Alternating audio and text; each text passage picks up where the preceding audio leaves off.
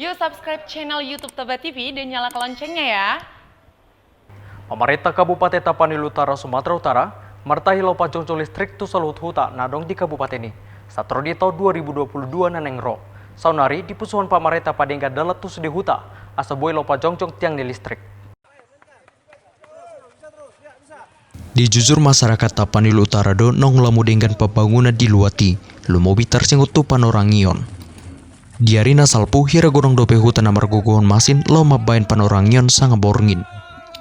Marhite hatorongan di Bupati Tapanuli Utara amang Nixon Nababan, nuangon hola dua hutan ini nama naso masuk listrik di Tapanuli Utara. Ima huta tua dot huta julu perbalik di Kecamatan Permonangan.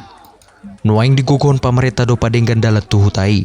Asoboy pacocong tiang di listrik lo dalam di kabel pasat listrik tu na dua hutai. Ini harus kita pahami bahwa itu adalah tanggung jawab negara.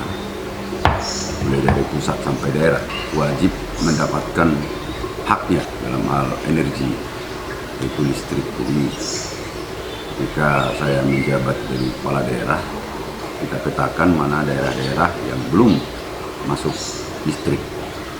Nah, yang menjadi kendala kemudian adalah di infrastruktur, karena jalan kalau masih jalan setapak itu PLN tidak bisa masuk melangsir tiang-tiang. Maka kita percepat semua untuk membuka akses jalan sehingga pihak PLN bisa masuk. Kemudian yang kedua,